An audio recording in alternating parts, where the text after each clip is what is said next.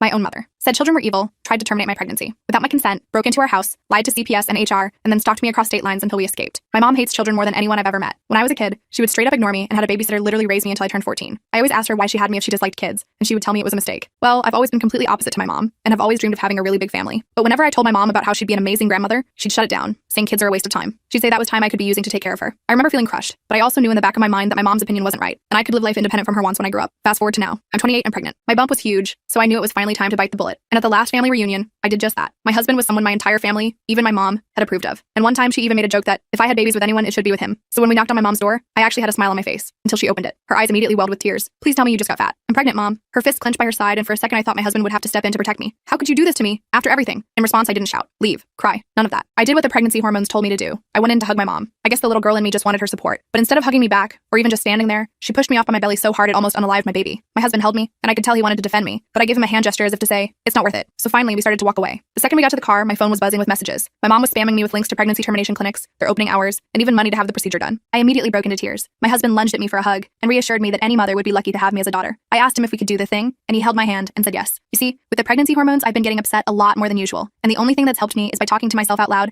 how I plan to talk to my daughter. You can think of it like a coping mechanism. And 5 minutes into this, I realized my mom was batshit crazy, because I would never force my daughter to end the family bloodline. I wouldn't tell every boyfriend she brought home that she was too unstable to raise a child.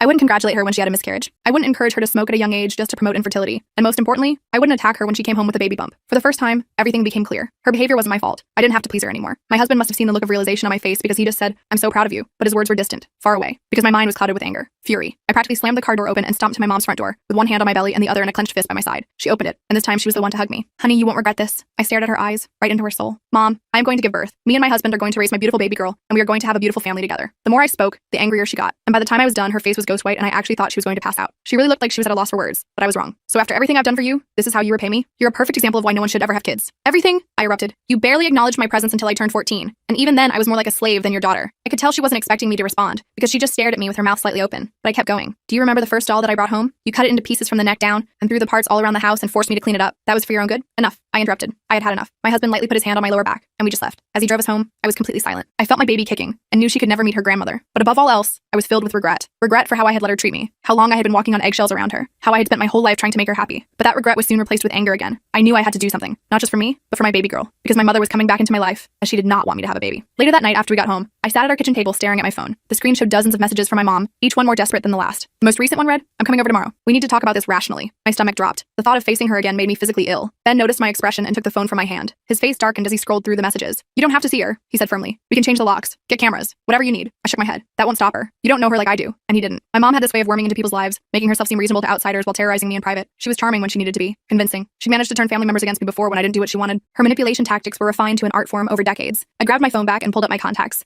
I scrolled until I found Aunt Susan, my mom's sister. They hadn't spoken in years, and I'd always wondered why. Maybe it was time to find out. Perhaps understanding my mother's past would help me secure my daughter's future. What are you doing? Ben asked as I hit the call button. Getting answers, I replied, as the phone began to ring. I stared at the coffee table in my Aunt Susan's living room, trying to process what she just told me. I'd spent the last hour listening to her explain my mom's childhood, and holy crap, it was messed up. So my grandmother actually locked her in closets? I asked, still struggling to believe it. Aunt Susan nodded grimly. Your grandmother was severely mentally ill. She'd lock your mom away for days, telling her children were curses. Your grandfather wasn't much better. I sat back on her floral couch, mind racing. Susan had agreed to meet us the day after my confrontation with my mom. When I called her, she'd gone quiet for a moment before asking if I was sitting down. Now I understood why. That still doesn't excuse how she treated me, I said, rubbing my belly protectively. Of course not, Susan replied. It's why I got contact. She refused therapy, refused to acknowledge the trauma, but it might help you understand. Ben squeezed my hand. So you think this is why she hates children so much? Because of her own childhood? Susan nodded. She swore she'd never have kids, and she got pregnant with you. Your father talked her out of abortion, promising to be the primary caregiver. When he died in that car accident, I was 4, I whispered. I barely remember him. After that, she just checked out, hired help, pushed you away. I tried to intervene, but she threatened restraining orders. The truth landed like a brick in my stomach. No wonder my childhood memories of her were so cold. She'd been damaged, broken by her own parents, and instead of healing, she just passed that trauma right along to me. I felt a kick inside my belly and placed my hand over the spot. My daughter would never experience that cycle. She's been texting me nonstop, I said. Says she's coming over today to fix this problem. Susan's expression hardened. Patricia always thought she could control everything. Don't let her anywhere near you. We left with Susan's promise to support us and a folder full of childhood photos she'd saved of me, ones my mother had discarded. As we drove home, I scrolled through increasingly desperate texts from my mom. The last one sent chills down my spine. If you won't handle this, I will. When we got home, I noticed a familiar car parked down the street. That's my mom's car, I told Ben, panic rising in my throat. Stay in the car, Ben said, suddenly alert. I'll check the house first. I clutched his arm. No, we should call the police. Let me just make sure she's actually broken in before we do that, he insisted. I watched nervously as Ben approached our front door, which appeared undamaged. He used his key, disappeared inside, then reappeared moments later, giving me a thumbs up. I exhaled shakily and waddled up our walkway. Our house seemed untouched, but I felt uneasy. Why is her car here if she's not? Ben locked the door behind us. Maybe she's walking around the neighborhood. I'll check the backyard. While Ben checked outside, I wandered into our kitchen for water. That's when I noticed it. The drawer where we kept important documents was slightly ajar. I pulled it open and immediately felt sick. My prenatal vitamins were there, but the seal was broken and they looked different. Ben, I yelled, panic rising. Something's wrong with my vitamins. He rushed in, took one look at the bottle and grabbed it. Don't touch them. Did you take any today? No, I forgot this morning, I said, suddenly grateful for my pregnancy brain. Do you think she... The doorbell rang, making us both jump. Through the peephole, I saw my mother, smiling pleasantly like nothing was wrong. Ben pocketed the vitamin bottle and opened the door just a crack, blocking her view of me. Patricia, this isn't a good time, he said firmly. Nonsense, she replied, her voice sickly sweet. I brought lunch for my daughter. We need to talk things through rationally. I stepped into view, keeping my distance. Mom, did you break into our house? Her smile faltered for just a second. What? Of course not. The spare key is still where you always keep it, under the turtle figurine.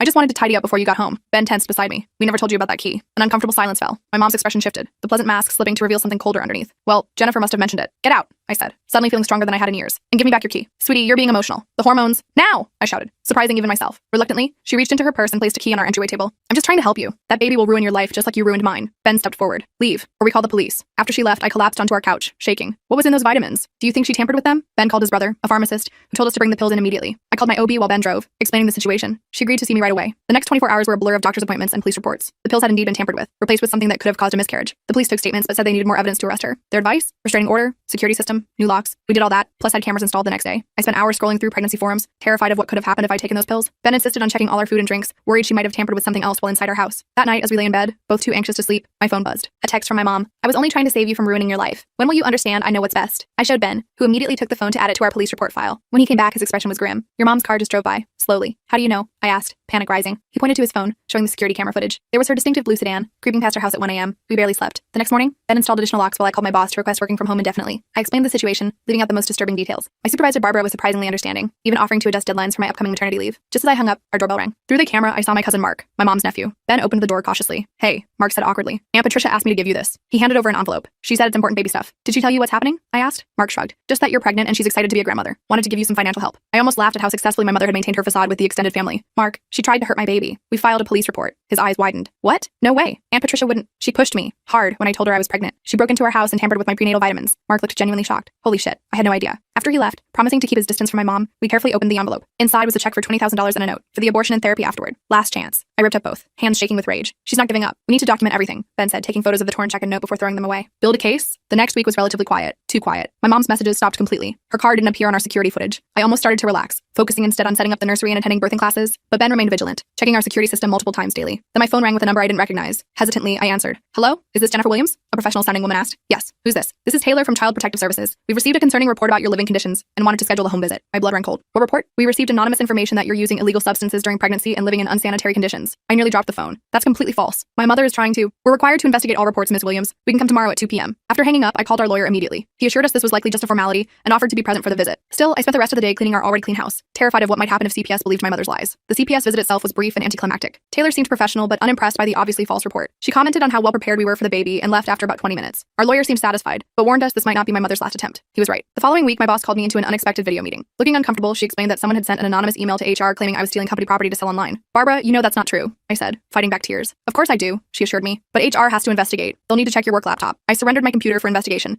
knowing they'd find nothing but increasingly fearful of what my mother might try next. The company cleared me 3 days later, but the damage to my reputation had been done. Coworkers gave me strange looks during video meetings, and I heard whispers had started about what else I might be hiding. She's trying to isolate you, Ben said that night as I cried in frustration. Make you dependent on her. It's working, I admitted. I'm scared to leave the house, scared to talk to anyone. What if she contacts my friends next? My doctor? Ben held me tightly. We won't let her win. I tried to believe him, but my mother's invisible presence seemed to be everywhere. I jumped at every phone notification, flinched at unexpected knocks. The pregnancy, now in its 7th month, was becoming increasingly uncomfortable, and the stress wasn't helping. Then came the bombshell. Aunt Susan called, her voice strained. Your mother's been telling family members you're mentally unstable. She's saying the pregnancy triggered a psychotic episode, and you've been making up stories about her. What? Who believes her? Some do, Susan admitted. She's very convincing. She's shown them texts where you apologize for imagining things and ask for her forgiveness. I never sent those, I protested. I know, she probably faked them. But Jennifer, she's saying she's going to petition for emergency custody of the baby when it's born, claiming you're unfit. I felt like I might throw up. Can she do that? Not successfully with your documentation, but she could make things difficult, involve courts temporarily. After hanging up, I showed Ben our latest security footage, my mother driving by again, this time in daylight. I can't take this anymore, I told him. She's everywhere. She's poisoning everyone against me. Not everyone, Ben insisted. Susan believes you. Your friends believe you. I believe you. We have evidence. The next day brought another escalation. My childhood pediatrician called, sounding concerned. Jennifer, your mother contacted me. She's worried about your mental health during pregnancy. Doctor. Casey, she's lying, I said desperately. She's been harassing us, trying to hurt the baby. There was a pause. That's not what she described. Jennifer, pregnancy can sometimes trigger mental health issues. Would you consider coming in to talk? I felt a surge of betrayal. This man had treated me for 18 years, and he was believing my mother over me. I have a new doctor now, I said coldly, and hung up. She's building a case, I told Ben that night, panic rising, getting people from my past to vouch for her version of events. Ben paced our living room. We need to go on the offensive. We have the tampered vitamins, the security footage, the threats via text. Let's take it to the police again. The officer we spoke to seemed more receptive this time, especially after seeing the vitamin analysis from the lab. He took detailed statements and promised to follow up. It wasn't an arrest, but it felt like movement. That small victory gave me enough courage to do something I'd been considering for weeks. I created a private social media post visible only to close friends and family, carefully documenting my mother's behavior with evidence attached. I explained her history, her hatred of children, and her escalating attempts to end my pregnancy. The responses were overwhelming. Friends offered safe places to stay. Relatives I hadn't spoken to in years messaged their support. Even a few of my mother's friends reached out, saying they'd noticed concerning behavior but hadn't understood the extent.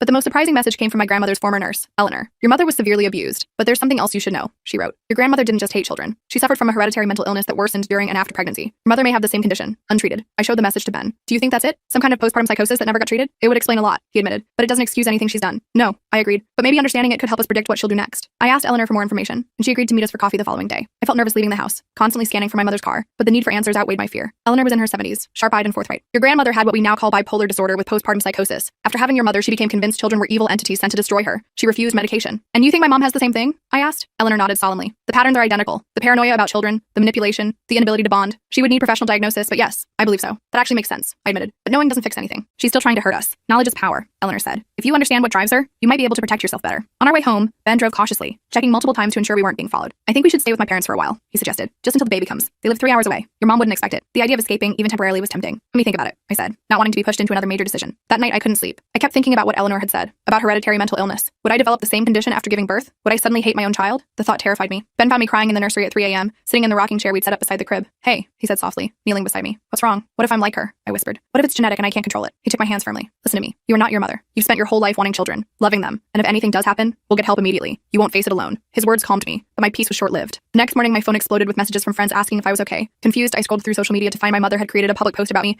claiming I was experiencing dangerous delusions during pregnancy, and asking people to report any sightings of me to her directly for my safety. The post included childhood photos of me, our address, and even my car's license plate number. She'd effectively put a target on my back for any stranger who might want to help. That's it, Ben said, furious after seeing the post. We're reporting this as harassment and endangerment, and we're staying with my parents starting tonight. This time, I didn't argue. We packed essential baby items and clothes while Ben contacted the police again. They promised to send someone to speak with my mother about the social media post, but wouldn't make any promises about consequences. Just as we finished loading the car, I spotted a familiar blue sedan turning onto our street. She's coming, I hissed, ducking back inside. Ben immediately locked the front door. Back door, he whispered, guiding me through the house. We slipped out the rear entrance just as my mother's car pulled into our driveway. From our backyard, we could hear her pounding on the front door, calling my name in a sickeningly sweet voice. Jennifer, honey, I know you're in there. I just want to talk. Heart pounding. We crept along our fence line to the neighbor's yard, then cut through to the next street where we'd parked our second car as a precaution. Ben helped me into the passenger seat, then drove us quietly away from the neighborhood. In the rearview mirror, I watched my mother's figure growing smaller as she continued knocking on our empty house. For the first time in weeks, I felt like I could breathe. We were escaping, at least temporarily. My hands rested on my rounded belly, feeling my daughter kick against my palms. I made her a silent promise. I'll keep you safe. Always. Ben's parents welcomed us with open arms, setting us up in their finished basement with its separate entrance. They installed additional security cameras and promised not to tell anyone our location. For the first time since the confrontation with my mother, I felt secure. The next week passed in relative peace. I worked remotely, took walks with Ben's mom around their quiet neighborhood, and finished buying the last essentials for the baby. My mother's text messages continued,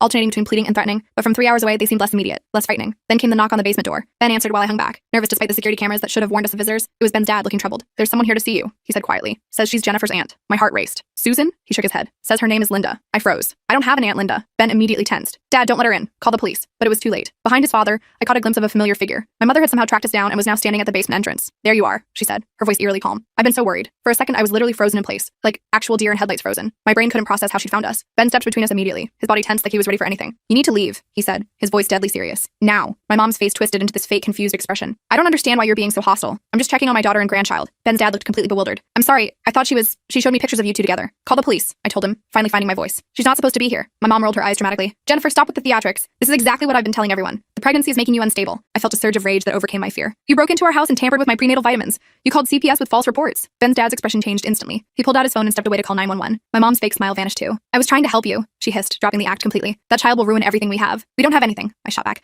We never did. You're manipulative and dangerous, and you're never going to meet my daughter. Her eyes narrowed, and I swear I saw something snap behind them. She lunged forward, suddenly reaching for me. Ben blocked her path, but she was quick and determined. She darted around him, catching him off guard, and grabbed my arm, her nails digging into my skin. You ungrateful little bitch, she spat. After After everything I sacrificed. Ben's mom appeared then, wielding a baseball bat she'd grabbed from somewhere. "Let go of her right now," she ordered, looking absolutely terrifying despite being the sweet 60-something woman who baked cookies for the neighborhood kids. My mom didn't let go. Instead, she yanked me toward her and I felt a sharp pain in my abdomen. Like, seriously painful. I gasped and doubled over, which made my mom release me out of surprise. Ben caught me as I started to sink to the floor. "Something's wrong," I whispered, panicking. "The baby." Ben's dad was still on the phone with 911. "We need an ambulance too," he called out. "Pregnant woman in distress." My mom just stood there, watching me with this weird mix of triumph and horror on her face. Ben's mom kept the bat pointed at her while Ben lowered me carefully onto the couch. The pain was coming in waves now, and I was terrified it was premature labor. "It's too early," I kept saying. "She can't come yet. She's not ready." Ben held my hand, looking as scared as I felt. "Help is coming. Just breathe." What felt like hours but was probably only minutes later, we heard sirens approaching. My mom suddenly seemed to realize the severity of what was happening. She made a move toward the door, but Ben's mom blocked her path. "You're not going anywhere," she said firmly. The police arrived first, followed immediately by paramedics. Everything became a blur of questions, examinations, and decisions. The paramedics determined I needed to go to the hospital immediately. As they loaded me into the ambulance, I saw the police putting my mom in handcuffs while she screamed about how I was lying,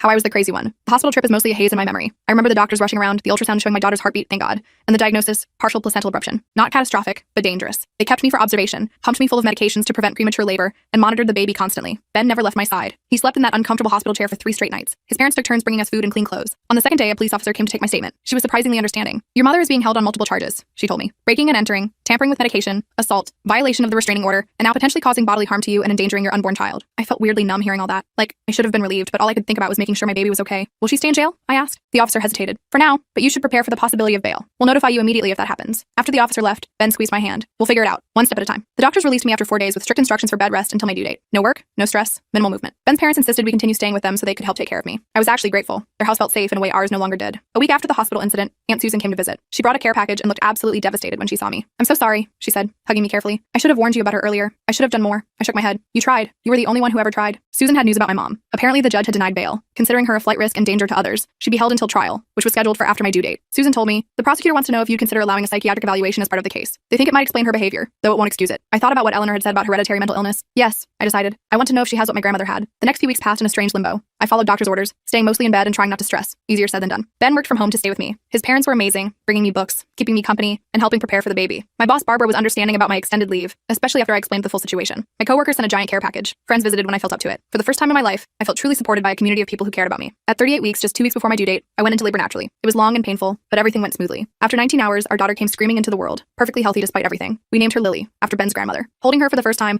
I searched my heart for any trace of the illness that had afflicted my mother and grandmother. All I found was overwhelming love. I couldn't imagine ever wanting to hurt this tiny person, or thinking of her as a burden. Maybe the illness would never touch me, or maybe, unlike my mother, I'd recognize the pattern and would get help if I needed it. 3 days after Lily's birth, while we were still in the hospital, a social worker named Janet came to see us. She was kind but formal. "I understand your mother is currently incarcerated," she said, "but I need to inform you that she's attempting to assert grandparental rights." I nearly choked. "She what?" "It's standard procedure for me to investigate when such claims are made," Janet explained. "But given the circumstances and pending criminal charges, I can assure you her petition will almost certainly be denied." She interviewed us briefly, took some notes, and promised to recommend immediate dismissal of the claim. Before leaving, she paused at the door. "For what it's worth," she said quietly, "in 20 years of doing this job, I've never seen a clearer case for denying visitation rights." A month after we brought Lily home, to Ben's parents' house, where we were still staying, we received 2 pieces of news on the same day. First, my mother's psychiatric evaluation had confirmed bipolar disorder with delusional features, similar to what my grandmother had suffered. Second, she'd accepted a plea deal, 2 years in a psychiatric facility followed by 3 years probation, during which she couldn't contact me or come within 500 feet of my family. I sat on the porch swing with Lily sleeping against my chest, trying to process my feelings. Relief, definitely. Sadness for the mother I never had. Worry about what would happen when she was eventually released. Ben joined me, putting his arm around my shoulders. "Penny, for your thoughts?" "I was just thinking about cycles," I said. "My grandmother hurt my mom hurt me, and I was so afraid I'd hurt Lily somehow. But you didn't," he pointed out. "You broke the cycle." I looked down at our sleeping daughter. "Yeah, I did." That weekend, we went back to our house for the first time in months. Ben's dad had hired people to install a serious security system. Cameras everywhere, motion sensors, the works. The locks had been changed, windows reinforced. It felt strange being back, but also right. While unpacking, I found the folder Aunt Susan had given me with my childhood photos. I sat on the floor of Lily's nursery and went through them one by one. In one, I was about 3, pushing a toy stroller with a doll inside. My mom wasn't in any of the pictures, of course. I looked up at Lily sleeping in her crib. "I promised to be in your pictures," I whispered. Over the next few months, we settled into a new normal. I returned to work part-time. Ben's parents visited weekly. Aunt Susan became a regular fixture in our lives, delighted to be a great aunt. The court formally denied my mother's petition for grandparental rights, citing the clear and convincing evidence of potential harm to the child. On Lily's first birthday, we had a small party, just family and close friends. As I watched her smash her cake with chubby hands,